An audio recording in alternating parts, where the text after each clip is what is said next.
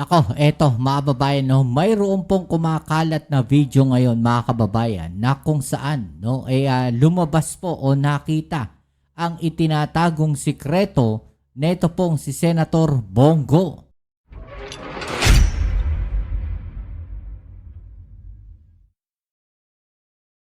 Alright, so tayo nagbabalik muli mga kababayan.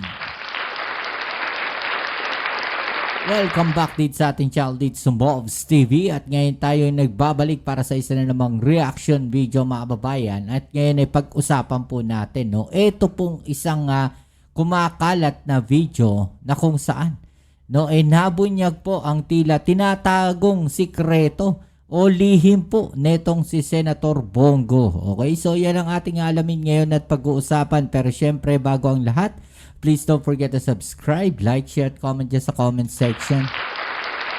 At syempre, shoutouts tayo sa mga subscribers natin dyan. Maraming salamat sa inyong palaging pagsuporta. At 1 view, 1 like po sana ang ating hiling sa ating mga followers at sa mga nanonood po dyan.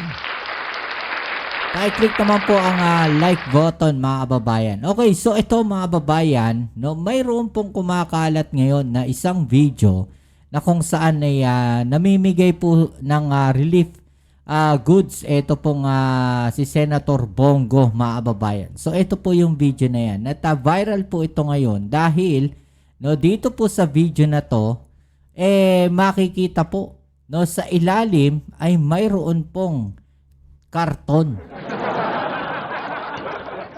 Kung titignan natin maigi mga kababayan, yan po ay balde. Balde po yan ng relief goods, 'di ba? Madalas naman nating nakikita yan, yung balde po, tapos may mga relief goods sa loob.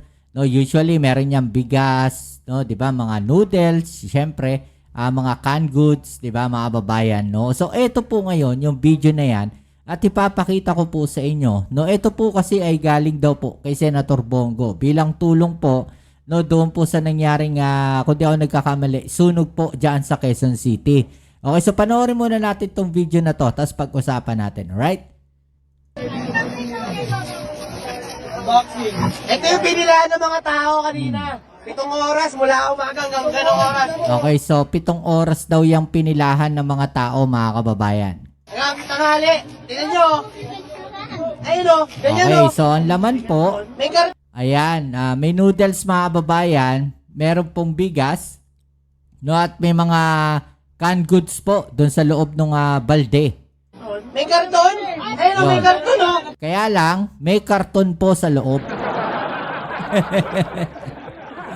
So, para saan kaya yung karton na yan mga kababayan? Sabi po, doon sa mga nagkomento, yan daw po ay para palabasin na puno mga kababayan ng relief goods yung pong balde.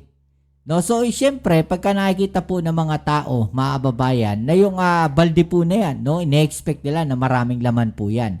Lalo na't hanggang ibabaw po malalim kasi yung balde na yan, mga kababayan di ba? So, hanggang ibabaw po, yung relief goods na nakikita natin. Dito po sa picture na to, mga kababayan, ayan po nakikita po di ba? Hanggang ibabaw yung relief goods. Sabi nga dito, Senator Bongo, binatikos sa pampakapal na karton sa food packs.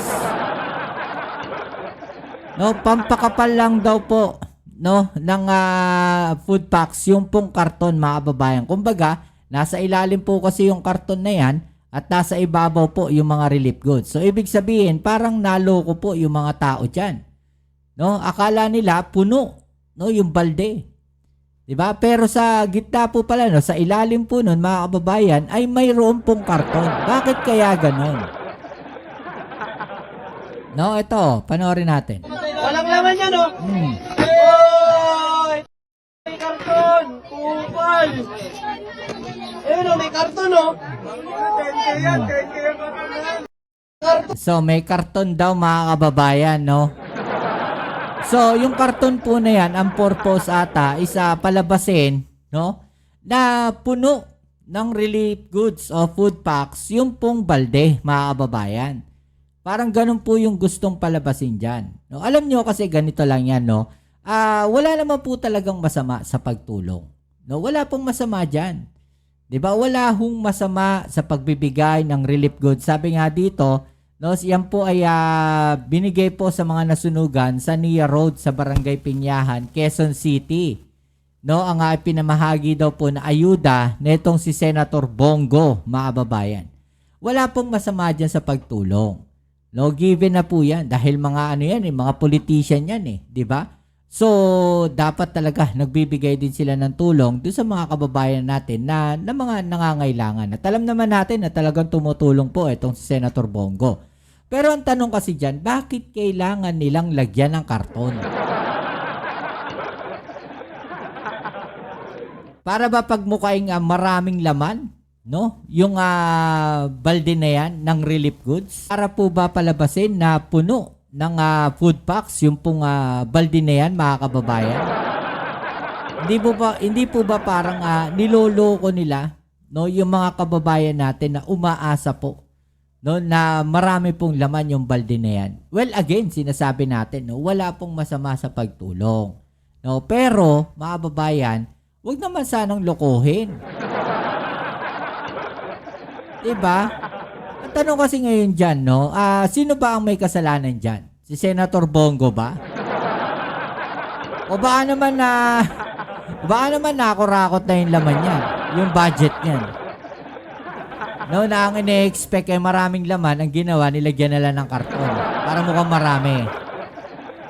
No, so, ang gagawin, lalagyan ng karton, ilalagay yung food packs, yung ilang pirasong dilata na yan, yung bigas, mga kababayan, at ilang pirasong noodles, di ba?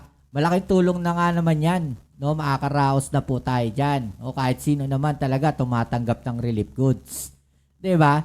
So, pero, ang problema kasi dito, baka ginamit po na photo ops pa yan. Di ba? Nilagyan ng karton sa ilalim, nilagay yung food pack sa ibabaw, pinicturan, di ba? Para magbukang maraming pinamimigay. Yun yung masama dyan nagamit yung ating mga kababayan. Diba? Nagamit yung relief operation na yon. Diba? Lalo na may salitang ayuda, mga kababayan. Alam naman natin ngayon na yung salitang ayuda na yan, no, halos nagkaroon na rin po, no, ng kaakibat na salitang korupsyon. Okay, so dito nga, pinagtanggol po siya nitong si Senator Robin Padilla. Diba? Sabi po niya dito, no, ang pagiging grateful, mapagpasalamat ay katangian ng pagkatao. No, ang inaano niya dito, mga babayan, is yung pag-question, no, doon sa pagbibigay po ng ayuda, mga babayan. Ang kinukutya po ninyo, no, na pantawid ay galing po sa sarili niyang kakayahan, hindi po galing sa gobyerno o programa ng gobyerno. Diba? No, nakakalungkot ang video na ito at nakapagbibigay ng palaisipan para sa mga nais tumulong sa panahon na ito ng lubos na ang kahirapan. Okay, so Senator Robin, sabi nga natin, walang masama sa pagtulong. 'Di ba? Walang masama sa pagtulong. Pero bakit kailangan may karton sa ilalim? Yung kasi yung tanong doon. Hindi ba pwedeng tanggalin yung karton, ilagay kung ano yun na ilalagay doon at hayaan na natin na yun talaga yung laman ng isang balde? Diba?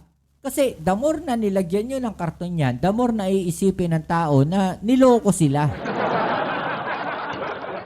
Kasi ine-expect nila na maraming laman yung balde. Diba?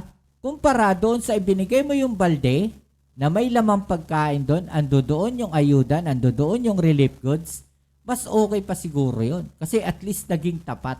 Mas maa-appreciate nila na binigyan nyo sila o binigyan sila ng ayuda mula kay Senator Bongo. Diba? Pero, ang masaklap kasi doon, pinagmukhang maraming laman yung balde, pero sa ilalim pala nun ay karton. Parang niloloko yung tao. Diba? Sabi nga dito, mga kababayan, no, ang pinupunto ng nakatanggap, bakit kailangan dayain pa ang laman para magbukhang puno ang laman, nilagyan ng karton? Nakuha mo po ba? Exactly, yan yung punto natin, mga babayan. Diba? Bakit kailangan lagyan ng karton sa ilalim? Para pagmukaing maraming laman? Diba? Okay naman mamigay, pero wag natin lokohin. O, di ba? Sabi ko, wag lokohin. Kasi parang panloloko yun eh. Di ba? Wag natin lokohin ang taong bayan. Saan ka makakita sa ilalim? Nilagyan ng walang laman na karton. Oh my God, kawawa naman ang taong bayan. Di ba?